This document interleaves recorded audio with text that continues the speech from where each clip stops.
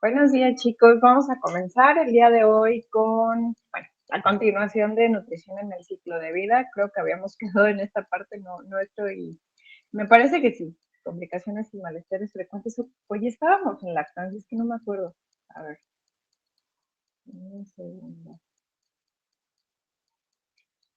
Bueno, ahorita en lo que reviso, mm,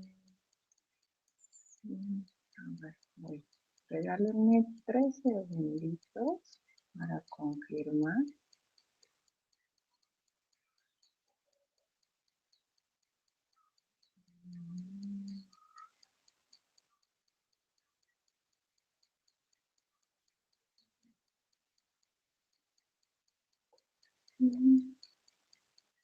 Embarazo múltiple.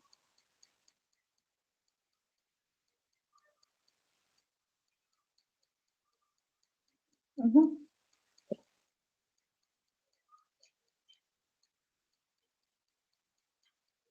Ya, listo. En efecto, nos habíamos quedado hasta aquí, hasta esta parte. Entonces todavía nos falta ver lactancia, lactante, primeros años, adolescencia y bueno, todo lo demás, ¿no? Entonces, nos habíamos quedado puntualmente en este puntito de las complicaciones y los malestares frecuentes y puntualizábamos en algunos que son relevantes en el sentido de que pueden ser graves, incluso pueden poner en riesgo la salud, la integridad de mamá, pero también del bebé. Sobre todo en el caso de una diabetes gestacional, recordamos que es importante establecer la detección en semanas 24 y 28. Y en el caso de la hipertensión, podemos hablar de dos panoramas, o, o mejor dicho, podemos hablar de diferentes situaciones. Por un lado, podemos hablar de aquella mamá que en el momento del embarazo se le detecta la hipertensión y que se considera relativamente benigna porque no cursa con complicaciones. O bien, podemos hablar de esta situación donde vamos a encontrar hipertensión, pero también datos clínicos que están haciendo alusión a preeclampsia y que bien puede evolucionar hasta eclampsia.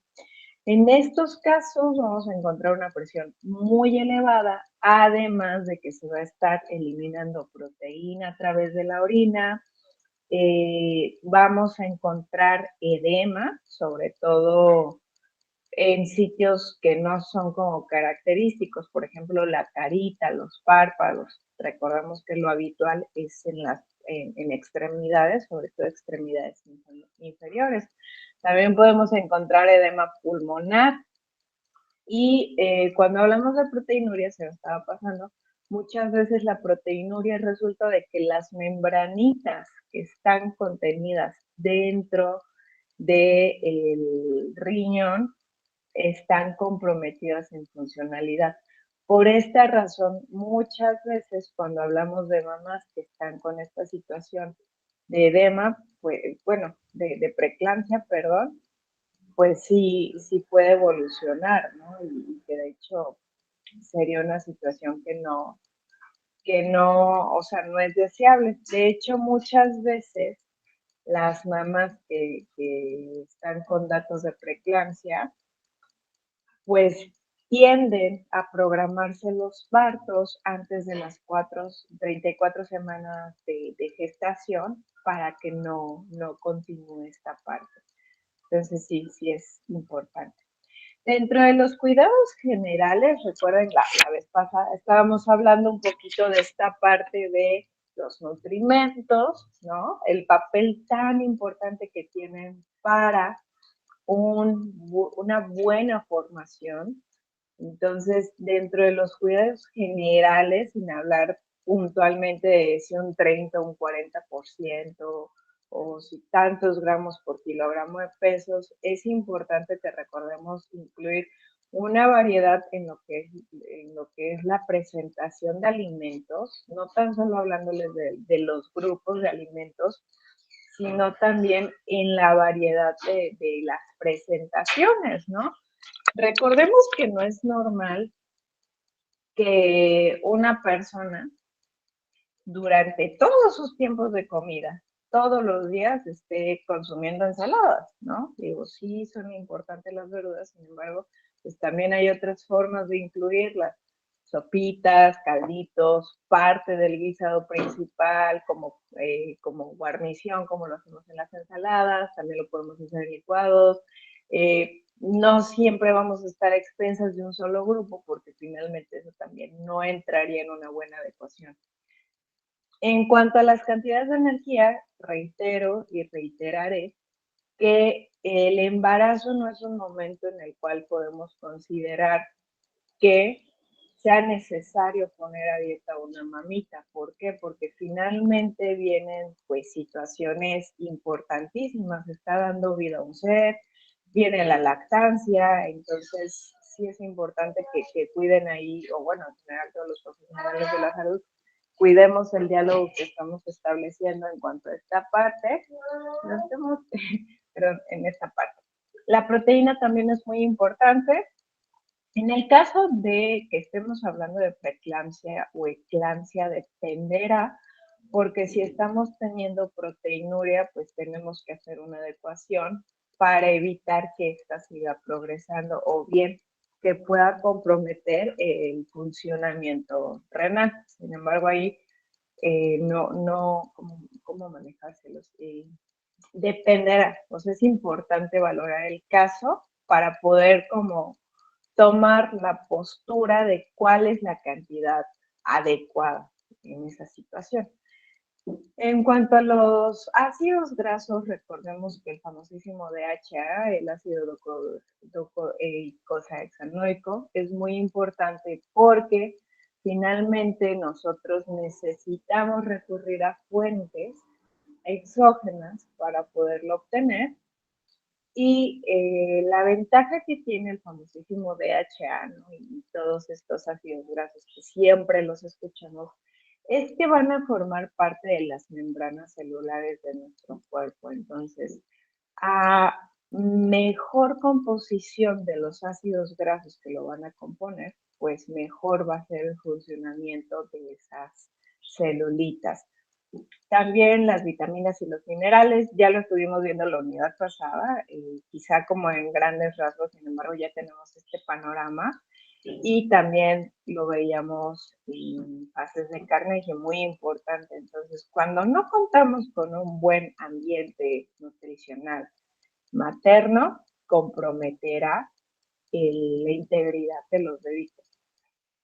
También el sodio, reitero, no es el tema, no es el tema de que digamos una deficiencia de sodio, sino muchas veces las alteraciones de la salud van de la mano por una ingesta excesiva.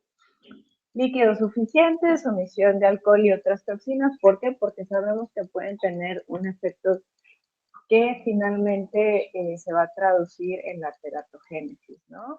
Malformaciones. Ahora, en cuanto a la lactancia, un segundo.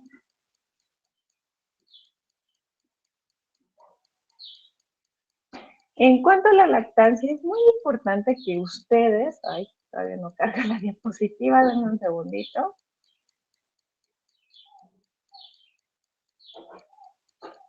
Ahorita conecta, es que me desconecté.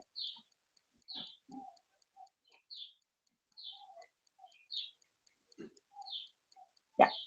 En cuanto a la lactancia, es muy importante que ustedes tengan perfectamente ubicados los beneficios, no tan solo para mamá, sino también para el lactante. Y hablando de estos beneficios, muchas veces vamos a hacer nosotros alusión a los beneficios fisiológicos, físicos, que impactan en la salud porque son los mejor reportados, estudiados, incluso vividos. Pero también destaquemos otros beneficios como el impacto en la parte emocional, incluso esta parte del apego, bueno, no como escuchamos ahora, ¿no? De que el apego ansioso, no, o sea, sino el establecimiento del lazo mamá lactante y también Ahorita, hablando de lazos, pues también incluso el lazo familiar, ¿no? Entonces, algo que les tengo que decir con toda la delicadeza y con todo el respeto del mundo, la lactancia para que sea exitosa, ojo ahí, sobre todo nosotros profesionales de la salud, requiere un apoyo, ¿sale? Por más que nosotros o sea, que ya les dije, se van a aprender de memoria todos estos beneficios que ustedes están observando para lactancia y mamá, o sea, más allá de eso, debemos de apoyar muy bien a esa mamá que va a lactar a un bebé, ¿sale? Ahora, una realidad es que ahorita, sobre todo aquí en México, se busca proteger sí o sí la lactancia materna exclusiva. En otras partes, por ejemplo, en Reino Unido, esta parte ya está muy, muy bien desarrollada, pero ¿qué tuvieron que hacer? Pues modificar incluso el sistema. Entonces, lo menciono porque más allá de hablar de beneficios, que aquí lo dejan únicamente, si se dan cuenta, es como un juego de ping-pong, ¿no? O sea, de echarse la bolita, el beneficio a mamá lactante. Recordemos que ellos son dos personas a quienes debemos de cuidar como profesionales de la salud. Entonces, implica ahí ese apoyo, ¿no? Ese chiqueo. Entonces, ya haciendo esta pequeña aclaración, beneficios para el lactante. En primer lugar, la inmunidad. Es como una inmunización muy fuerte, muy importante. En la lechita hay lisocimas, hay inmunoglobulinas A. También en la parte de la lactancia se ha observado que evita el desarrollo a enfermedades o incluso alergias alimentarias, porque finalmente también ayuda a la proliferación de microorganismos, esta famosa microbiota, que van a conferir el beneficio al lactante. Recordemos que los lactantes, su sistema inmune es hasta cierto punto inmaduro, entonces pues ayudan, ¿no? En estos meses como a ganar ventaja. Ahora, también beneficios que tienen. Cuando hablamos de la lactancia materna exclusiva, hay mucha diferencia en cómo se acomoda la lengua del bebé, cómo se acomoda incluso el trabajo que ejecutan maxila y mandíbula, que muchas veces favorece a que el desarrollo de esas partes sea el adecuado. Desgraciadamente en la lactancia con biberón no se observa lo mismo por el acomodo de la lengua, el trabajo que lleva maxila y mandíbula.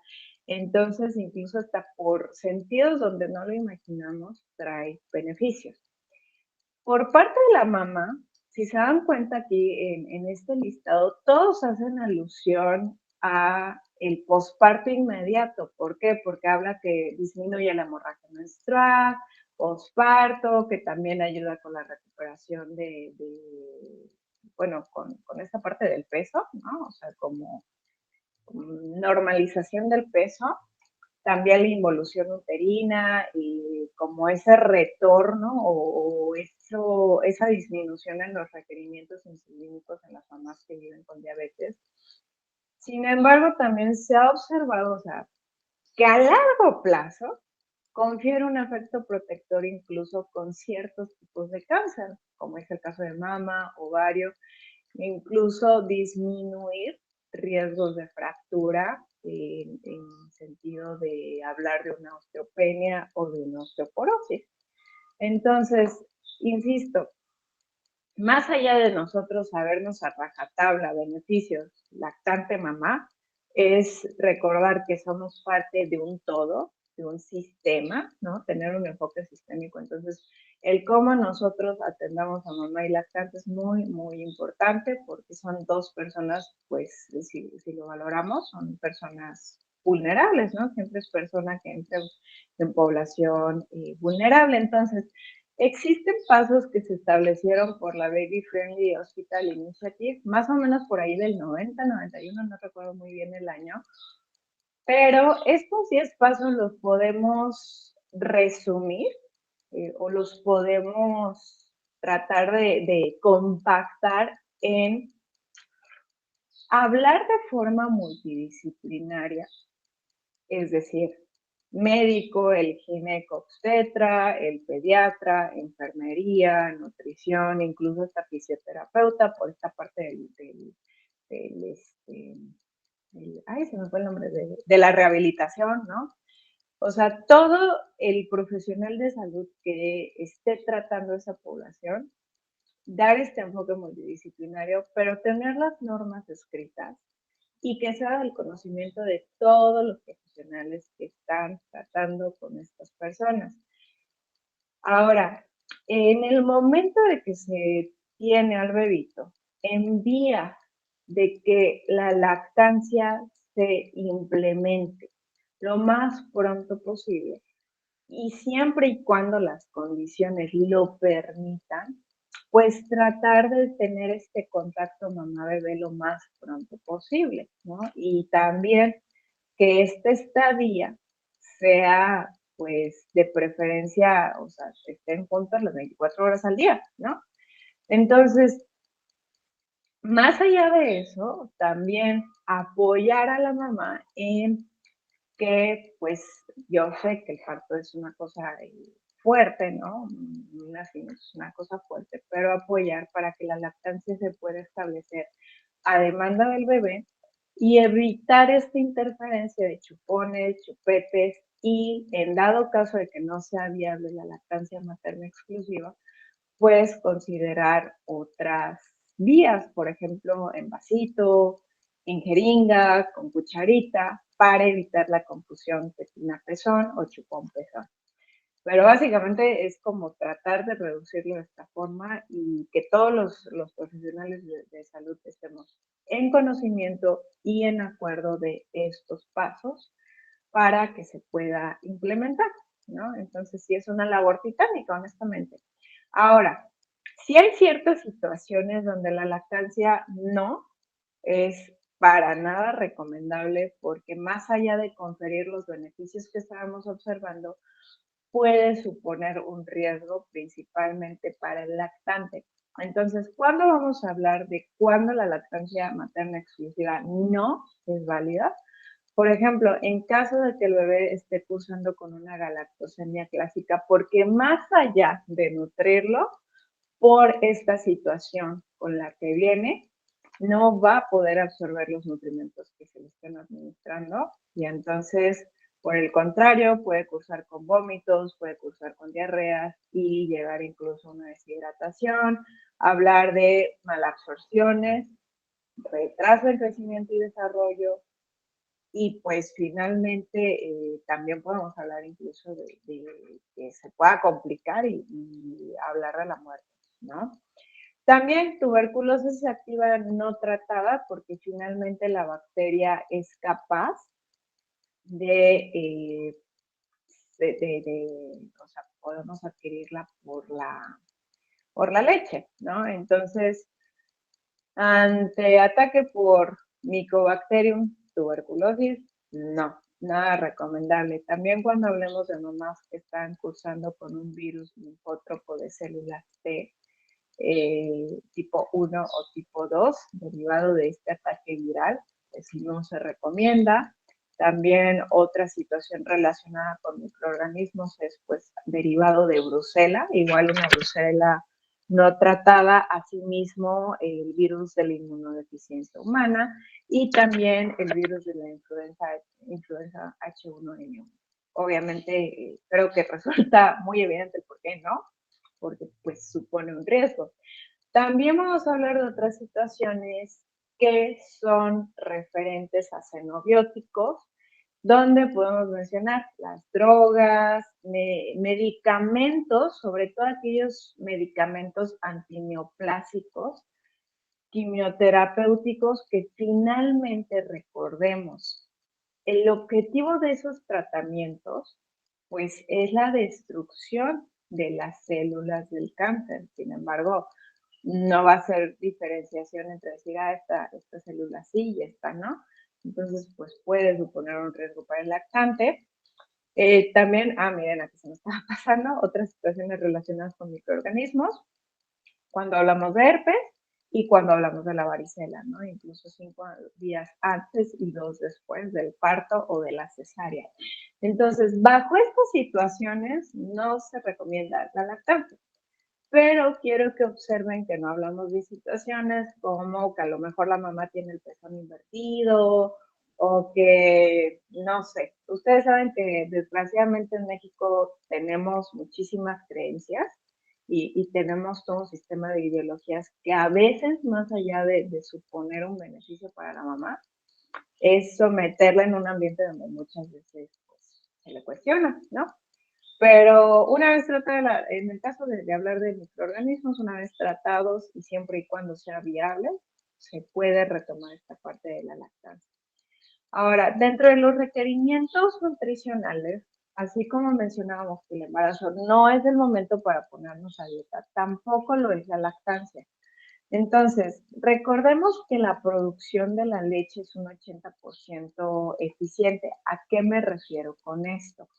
Que para poder producir 100 mililitros de leche, que esos 100 mililitros aprox me van a estar dando 75 calorías, requiere que yo gaste 85 calorías.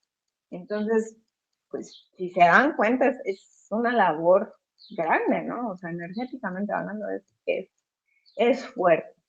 Sobre todo recordemos que durante los primeros 6 meses de la lactancia, la producción media de leche es de 750 mililitros por día. Y aquí es donde vamos a encontrar variación, porque puedo tener aquellas mamitas que están produciendo 550 mililitros, hasta aquellas mamás que me están produciendo litros 200 al día.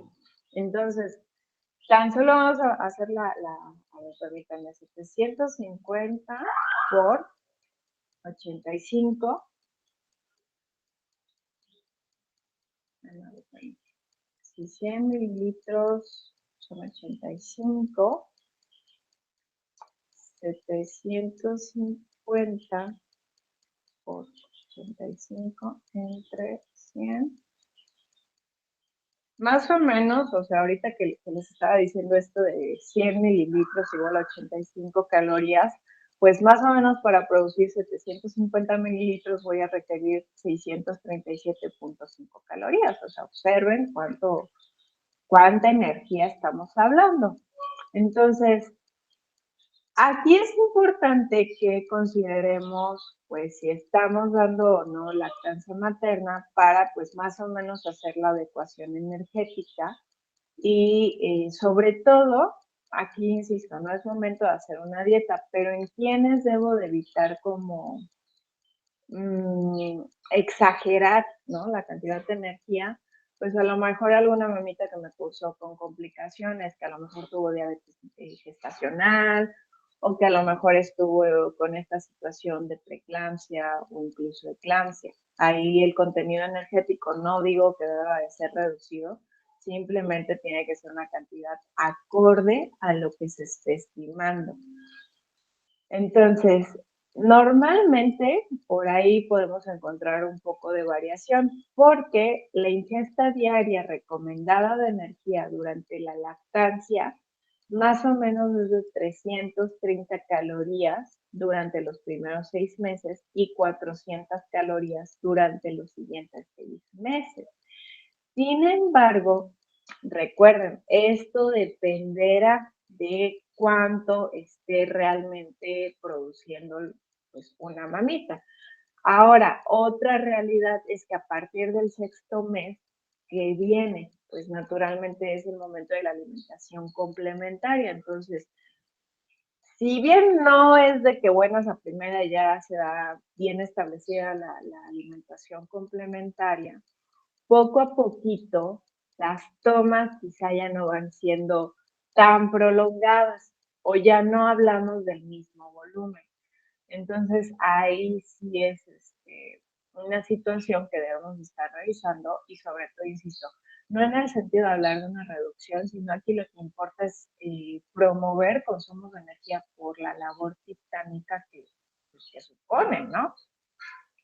En cuanto a la parte de las proteínas, A ver, déjenme ver si aquí puse. Y aquí está. Entonces, en cuanto a la parte de las proteínas, más o menos se puede hacer un estimado desde 0.8, que ahí no se los coloqué, pero desde 0.8 hasta 1.1 gramos por cada kilogramo de peso corporal. Sin embargo, aquí hay que usar el juicio, nuestro criterio clínico, porque a lo mejor si yo tengo una mamá que es de estatura baja, ¿no? Que me mida unos 50, pues ese 1.1 puede quedar sobrado.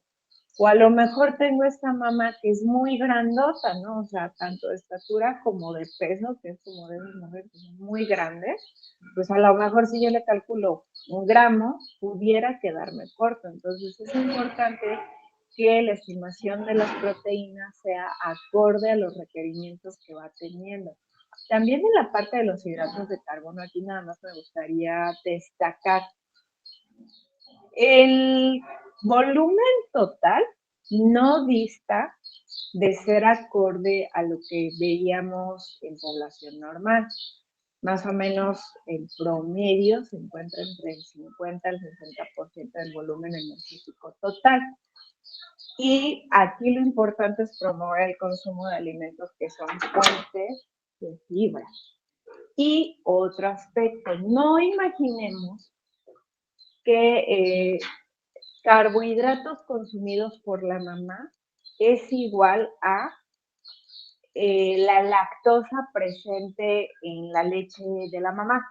Entonces, es algo completamente diferente, ¿sale?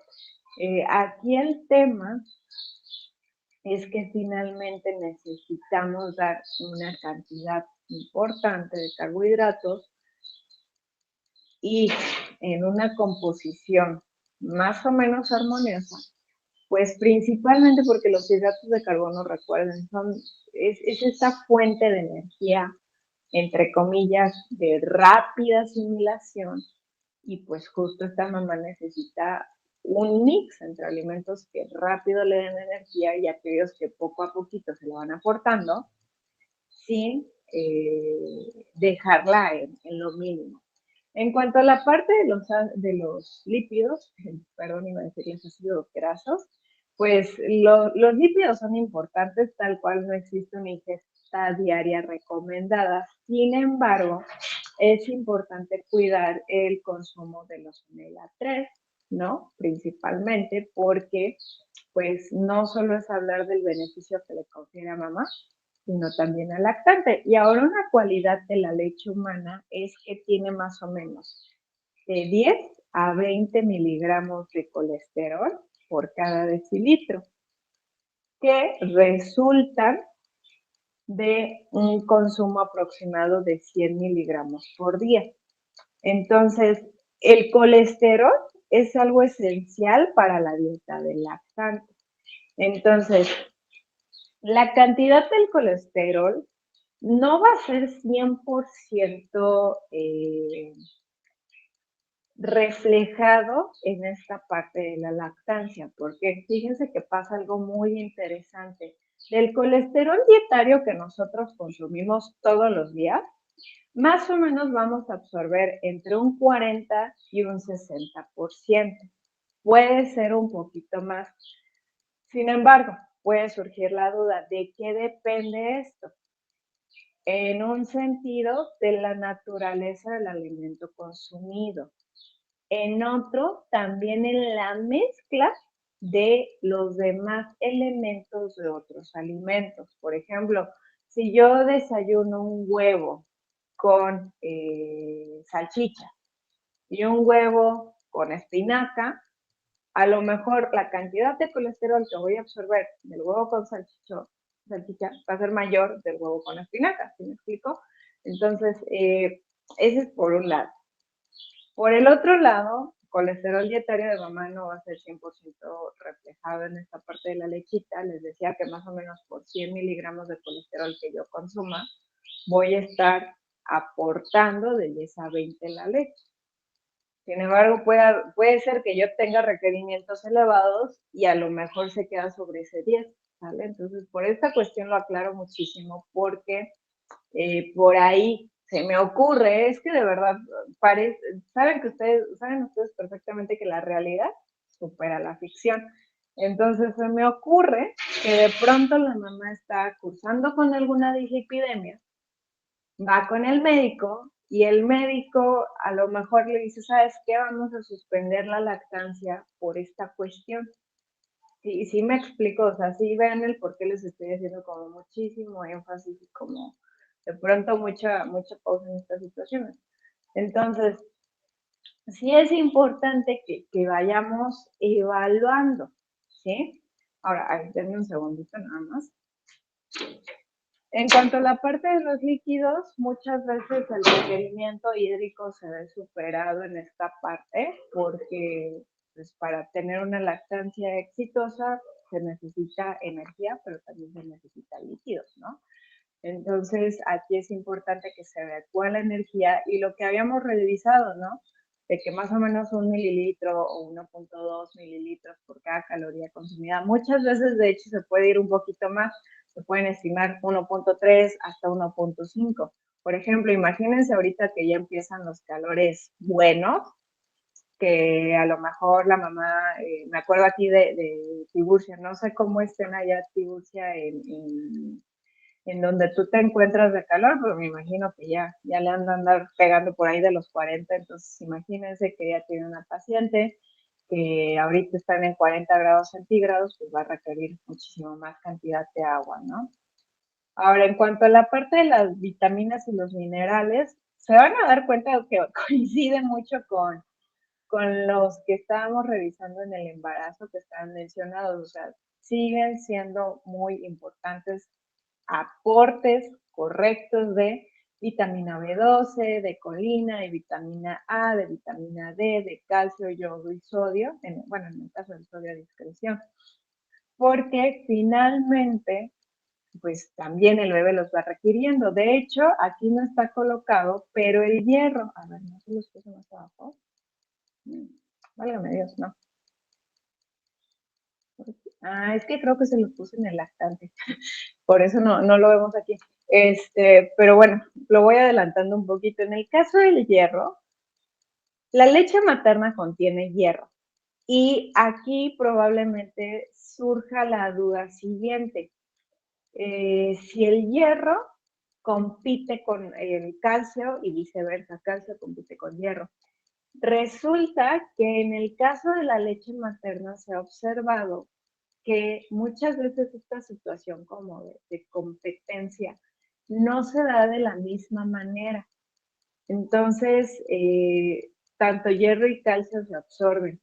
Lo que es una realidad es que para el cuarto al sexto mes de vida del lactante, sus depósitos de hierro, pues muchas veces ya están como el tanquecito del coche, ¿no? Ya casi con la reserva, ¿no? Ya pintando el poquito de que le cargues ahí algo. Entonces, dependerá la situación de la que hablemos, porque ¿qué ocurre también más o menos por ese intervalo? Muchas veces ya es cuando se acompaña la alimentación complementaria. Entonces, ahí dentro de las estrategias que debemos de ir encaminando es el favorecer el consumo de alimentos ricos en hierro para el momento en el que el lactante comience esa alimentación complementaria. Y, insisto, dependerá el caso, porque a lo mejor pudo haber sido un bebito que su mamá traía malnutrición desde antes del embarazo, continuó la malnutrición durante el embarazo y continúa la malnutrición en la lactancia, donde se va a dar principalmente en zonas marginadas, donde en esos casos sí podemos considerar el suplementar el hierro. Y aquí sí puede ocurrir un poquito esta cuestión de interferencia, porque el hierro sintético, pues bueno, finalmente actúa un tanto diferente al hierro que viene de los alimentos. Entonces, en esos casos, sí hay algunos autores que recomiendan tratar de espaciar al menos unos 30 minutos, toma leche y suplemento para que la absorción sea lo más efectiva. Entonces, ahorita ya se los adelanté. Si se los llevo a mencionar más adelante en lactante, va a ser ya como un tanto superficial. Ahora, también algo se me está pasando ahorita que estaba viendo a sodio, se los coloqué por la siguiente cuestión, se me hizo un tanto interesante. Fíjense que algunos autores relacionaban la cantidad de sodio que las mamás consumían con el sabor o cómo decirlo, o sea, qué tan palatable puede hacer la leche o no. Entonces se observaba y por ahí postulaban una hipótesis medio locochona, que en el caso de aquellas mamás que consumían dietas altas en sodio, pero altas, de verdad, así de esas que dices, madre mía, casi como las a la cucharada, que son casi muy particulares, que los bebés muchas veces tendían a rechazar alimentos sencillos. Por ejemplo, ya al momento de hacer la alimentación complementaria, venía un tanto el rechazo a lo mejor a fruta, verdura, incluso los alimentos de origen animal o los cereales. ¿Por qué? Porque los percibían menos, menos palatables. Sin embargo, pues por ahí está medio debatido, ¿no? Entonces, muy importante entre que sí o que sí no, la sal, pues acorde a lo que se recomienda, 2.300, 2.500 miligramos por día. Dentro de los cuidados generales de la dieta de la mamá que está lactando son muy similares a los que veíamos de una mujer embarazada. Solo aquí cambian algunos detallitos. En primer lugar, pueden notar aquí la diferencia de que los líquidos es importante sean acordes en función de la sed, porque muchas veces toman muchísima agua. Y el alcohol no se restringe en la lactancia siempre y cuando se acomoden las tomas con el alcohol, ¿no? ¿A qué me refiero? Si la mamá a lo mejor se va a echar algo coherente, ¿no? También no vayan a imaginarse ahí toda la botella de brandy o lo que se les ocurra, ¿no?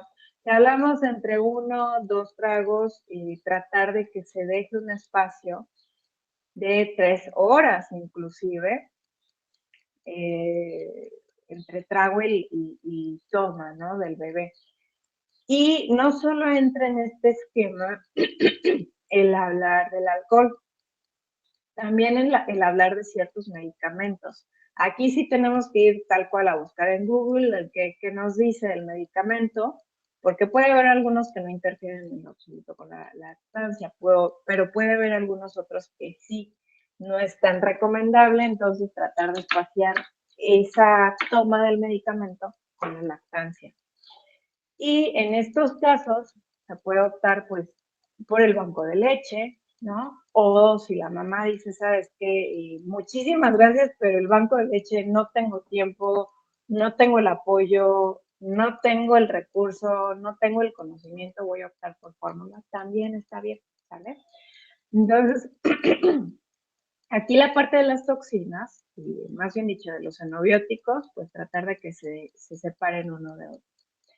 Ahora, dentro de la fisiología de la lactancia materna, por aquí ustedes vamos a desempolvar un poquito lo que estuvieron viendo en su momento con fisiología.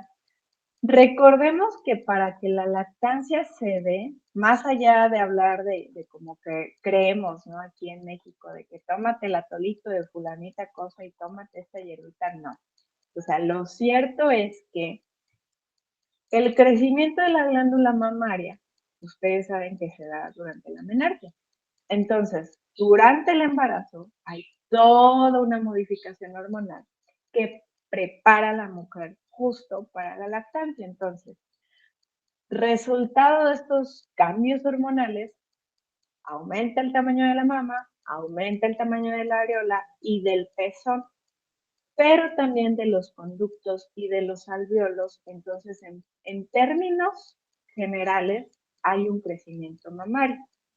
Entonces, ya para el final del embarazo, los lóbulos del sistema alveolar están desarrollados al máximo, ya están listos. Entonces, por esta razón, por esta modificación resultante de los cambios hormonales, se puede llegar a liberar inclusive una cantidad pequeña de calostro previo al parto. Y tras el nacimiento, sobre todo cuando se alumbra la placenta o se retira la placenta, ya viene toda esta caída rápida de las concentraciones de los estrógenos, de la progesterona, y se acompaña de un incremento en lo que es la prolactina. Entonces recuerden, la prolactina es la hormona responsable ¿de qué? De producir leche. Y la oxitocina va a ser la hormona responsable ¿de qué? De que esa leche se libere. Pero para que esto pueda ocurrir, el estímulo que se requiere es la succión. Entonces, succión igual a producción y secreción. ¿Por qué? Porque los nervios que están a nivel subcutáneo de la areola mandan el mensaje al hipotálamo. Entonces, el hipotálamo, recuerden que es hipotálamo hipófisis, siempre el hipotálamo le dice, oye, hipófisis, te encargo de favor que me produzcas prolactina y oxitocina, que me las liberes. Entonces, gracias a esto, la oxitocina, por ejemplo, estimula las células mioepiteliales de la glándula mamaria.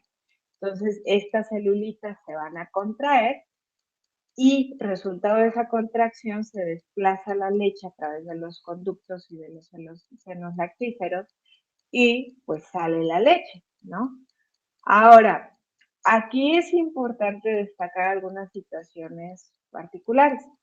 Mujeres que viven con diabetes o mujeres que tuvieron estrés durante el parto y mujeres que tuvieron retención de fragmentos placentarios en el útero. Muchas veces hay un retraso en la producción de la leche. Más o menos, de hecho, los signos de la lactogenia están incluso ausentes 72 horas después del nacimiento. Imagínense.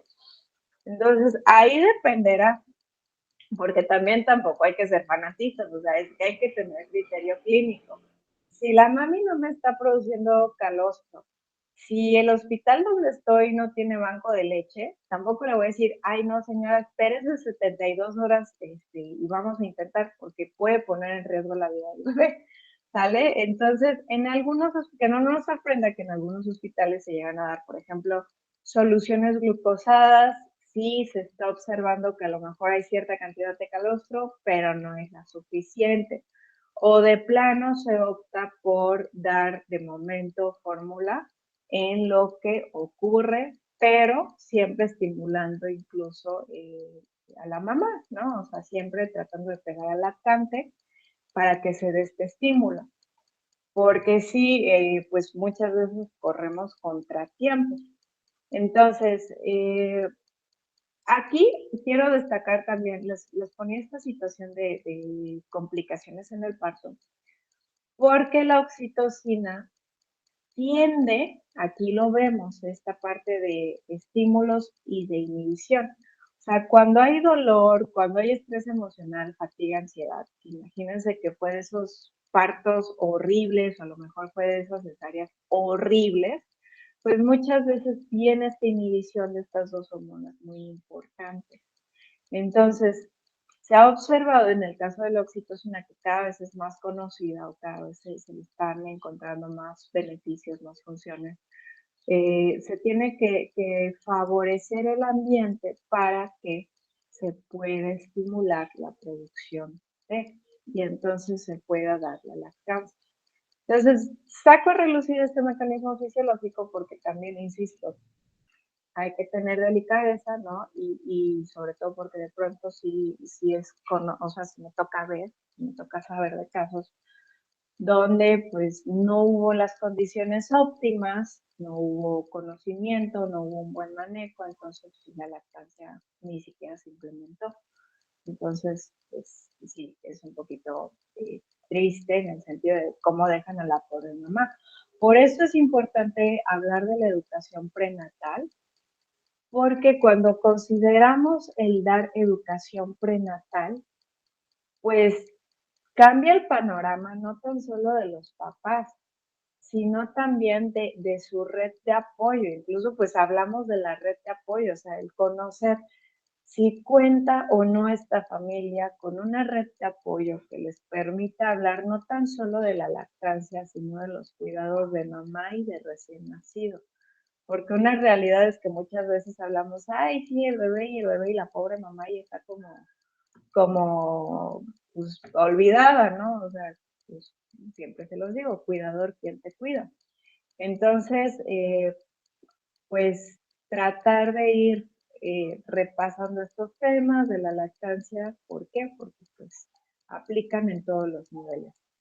Ahora, en cuanto a la producción de la leche, tenemos diferentes fases. Ay, a ver, si es un poquito más chiquita la diapositiva, no se ve como muy bien. Lo que me importa es que aprecien los colores. Pero en esta parte de las fases de la leche y su composición, la leche humana varía en su composición durante todo el periodo de la lactancia materna. Y, por ejemplo, tras el alumbramiento de la placenta, pues viene esta fase conocida como lactogenia 1 o el comienzo de la producción de la leche, donde el calostro es la secreción que sale y es esta secreción densa amarillenta que es la primera alimentación. Es rico en proteína, es ligeramente más bajo en proteínas, en grasa, perdón, si yo comparo ahí proteína grasa, y todavía es más bajo en hidratos de carbono como lactosa. Facilita la excreción del meconio y además de estas cualidades de proteína, lípidos, pues es rico en vitaminas, sobre todo vitaminas liposolubles. También en sodio, potasio, cloruros, zinc, las inmunoglobulinas, las lisosimas, y más o menos el calostro nos aporta 20 calorías por cada 30 mililitros. Insisto, se considera como la primera inmunización del niño, sobre todo en el caso de niños nacidos por cesárea. Entonces, el calostro va acorde a los requerimientos del lactante. El estómago del lactante es una cosita chiquitita, más o menos por mucho le caben 2 cucharadas. Entonces también, insisto, México y nuestras creencias que a veces queremos darle litros y litros de leche al pobre bebito cuando no, la pancita ni siquiera les da para tanto. Luego de la lactogenia 1 viene la fase de lactogenia 2, donde viene esta leche cremosa, blanca. Ya hablamos de un poquito de modificación en la composición, o sea, sigue siendo rica en proteínas, en lípidos, en carbohidratos, pero ya es más líquida, ¿no? Ya no es como tan espesa. Y de hecho, en este periodo es cuando las mamás, coloquialmente dicho, sienten que entra la leche, ¿no? O sea, que ya están las mamás llenas. Entonces, en esta fase es importante que se esté aplicando lo de la alimentación al seno materno a requerimiento del bebé para evitar la incapacitación mamaria y entonces la mama quede vaciada y evitemos situaciones de infección.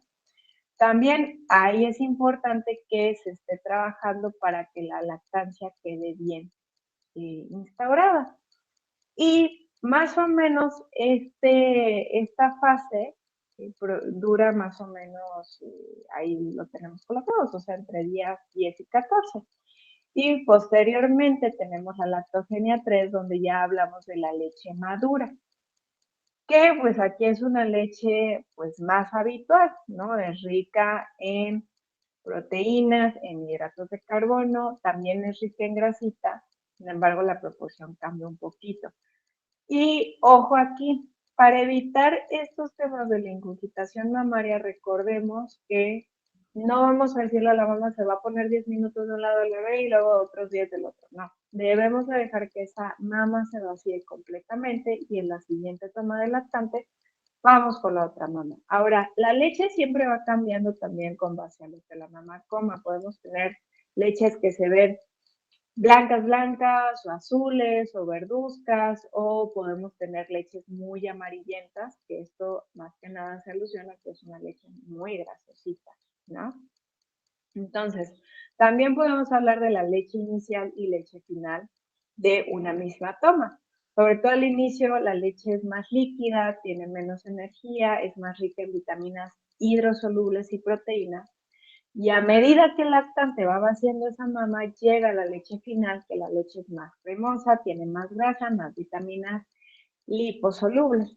Y pues justo esto marca al lactante que ya es momento de saciar. Ok, chicos, entonces hasta aquí llegamos el día de hoy. No les dejo tarea viernes, Semana Santa, o bueno, creo el siguiente sábado no nos vemos. Disfruten, más bien estudien. Regresando, no el primer fin, sino el siguiente, tenemos el examen para que pues, vayan echándole ojito, ¿vale? Entonces no se llevan tarea, más bien vayan estudiando para que no nos vayan a agarrar las prisas. Cualquier duda, estoy pendiente de ustedes por mensajito de WhatsApp. Nos vemos hasta dentro de 15 días. Cuídense muchísimo. Hasta luego, gracias. Gracias, profesora. Hasta luego. Gracias, hasta luego.